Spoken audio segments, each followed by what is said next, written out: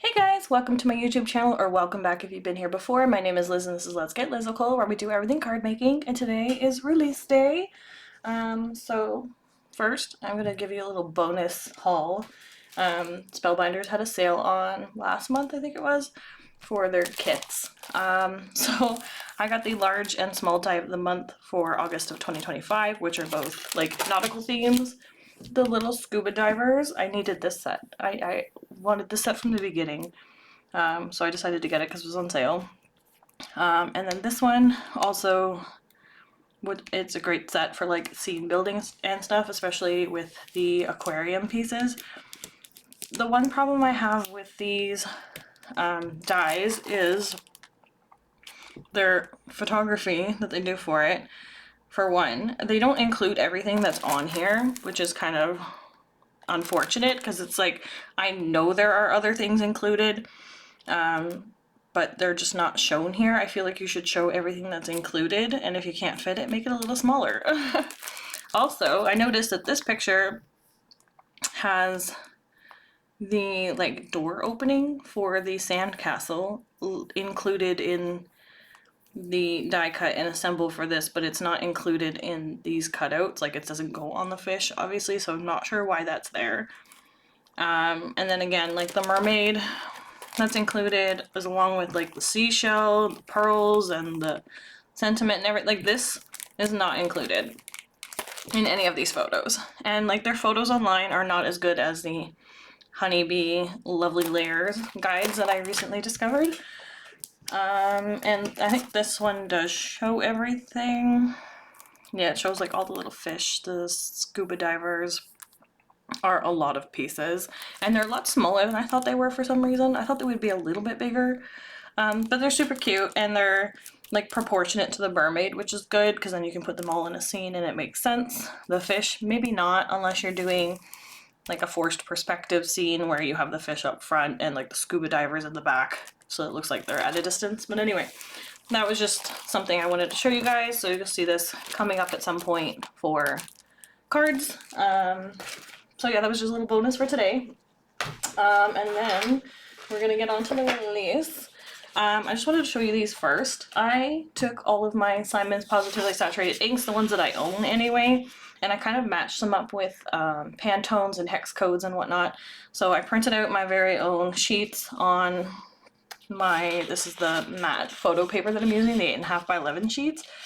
And I think I did a pretty good match. Like, I did it to the actual, so like this is peachy, that one's a little bit more yellow. That one probably needs to be adjusted. I did need to adjust the citrine.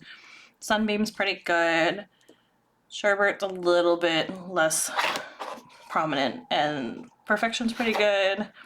The cherry is maybe a little bit more red in the actual, but like, they're not going to be 100% match. I think they're pretty good. I might adjust a few here and there, but otherwise it's good for me to pick colors for when I'm printing out my prints on my specific printer.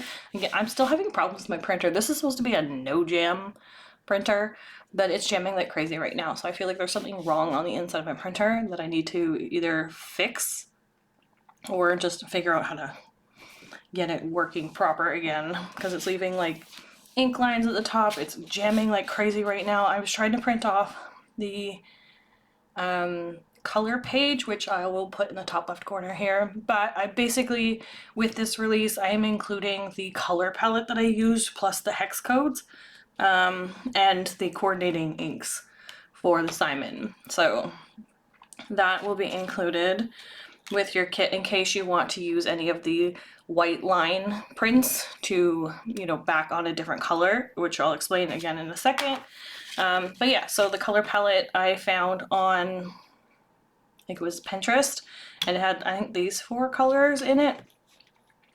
And I added a darker of the peach just for like sentiments and stuff. It's not actually included in the print itself, but you could add it to the background if you wanted to.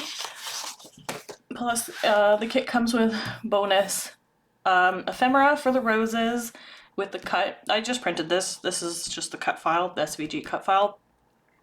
And then same with these. These are the cut files for these. So you can print and cut if you have the Cricut scan, not Scan and Cut, that's brother.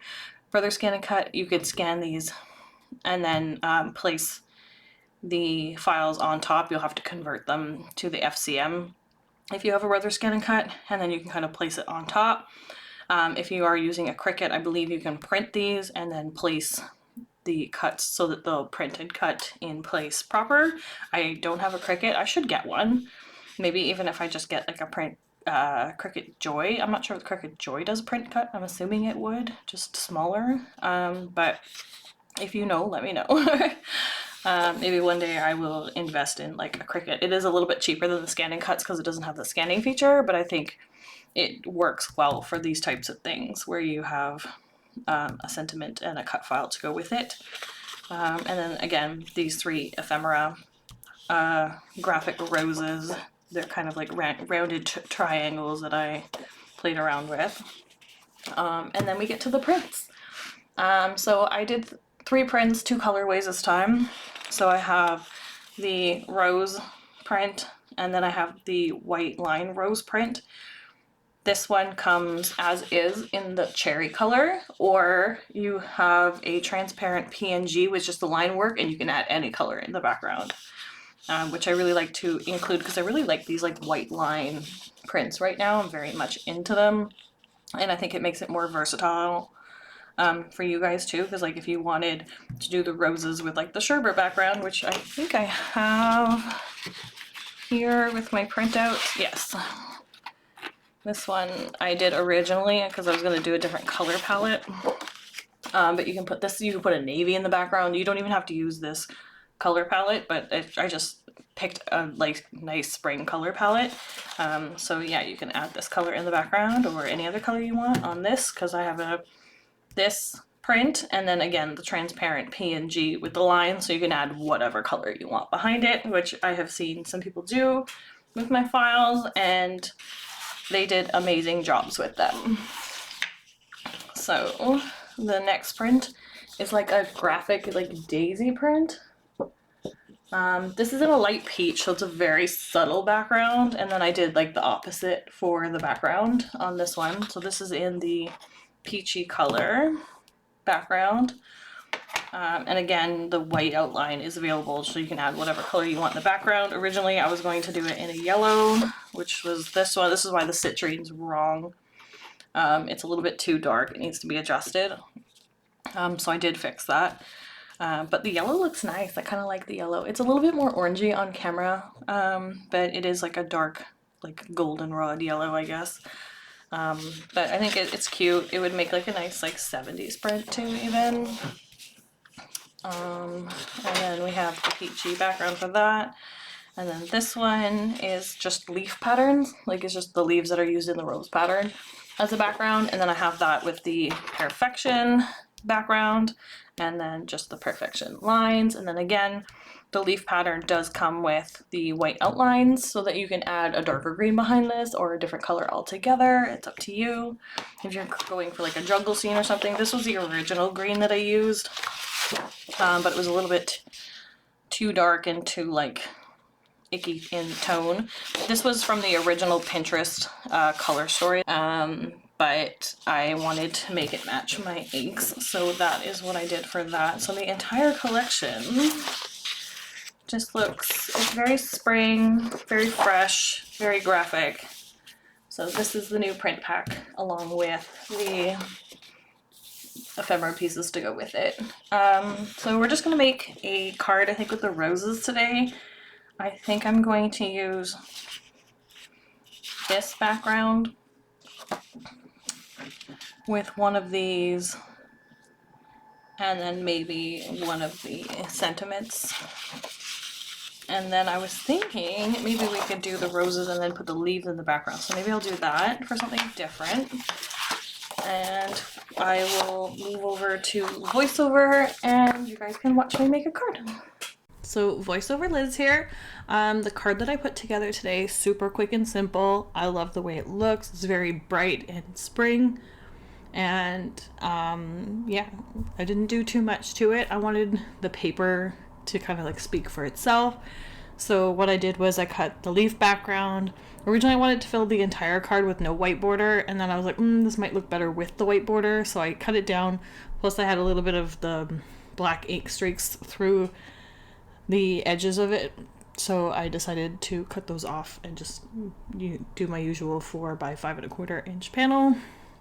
And then for the other one, I just cut like a big circle. I'm not sure what size it was. Let me check. The circle is about 3 1/4 inches in diameter, and I ended up putting it off to the side so that like part of it got cut off. This layout I have done like one other time before. I don't think it's not something I do very often, but I like the look of like the circle that's been cut off because it kind of like leads your eye over to that space, and it gives you the illusion that there's more to this picture that you're not seeing. When elements are placed this way, it just gives a little bit more interest to the card, which I love. I was just like going through Pinterest and I saved one with this kind of layout recently, so I decided to do this. I find myself consulting Pinterest a lot for layouts specifically for cards, just so I can do something different. I tend to do a lot of the same thing sometimes, and then I just get stuck doing that. Not that it's a bad thing, especially if you're very happy with how the cards are turning out, or if you specifically like that format, but I do like to switch it up here and there. I still feel like my cards do have a bit of a style to them, but like not necessarily one that's very distinct. Like for some card makers, you can tell like, oh, these are Amy R's cards, these are Christina Warner cards, these are Jennifer Maguire cards, you know. Like mine are a bit of a mixed bag, I would say, just because I do so many different techniques and things. You may or may not know like it's my kind of card, which is fine. You don't have to have a specific style, and you can use different techniques. Like I do inking and stamping and pattern papers and just like printouts and ephemera and color. Like I do a little bit of everything, and I like to do it that way because it keeps my options open. It allows me to experiment, and I do kind of, again, use the same layouts and formats, so it kind of keeps things consistent at the same time. So it is a little me and a little bit of everything, you know. We all like learn through watching videos and seeing images on like our Pinterest boards or Facebook or whatever, and it just kind of inspires us to do new things. So that's what I'm doing here. I decided to cut the leaves apart from the roses just because I wanted to place them a little bit differently, which is easy to do with this because they are together in the cut file that I provided, but they're also easy to separate because there is some space between the images. So if you wanted just to print a bunch of the leaves, you technically could separate them from the rose by cropping that off and then just printing a bunch of those if you wanted to, and then cut them out after. But pretty much I just cut the leaves off after I fussy cut around everything, and then just kind of like tucked them behind on one layer of foam tape, and then I did the rose itself on 2 layers of foam tape just to give it a little bit more dimension. And then the sentiment I went with was the just plain little hello card. But yeah, that's pretty much our card for today, guys. I hope you like this release. I love it. I will be using it for sure, and probably using the leaf ones for maybe some animal backgrounds as well. I feel like that would be good for like safari themed cards. But anyway, I hope you guys have a great weekend. If you like this video, please give it a thumbs up and comment down below. Let me know your thoughts. If you're not already subscribed to my channel, please subscribe because I'd love to have you here. And until next time, thanks guys. Bye.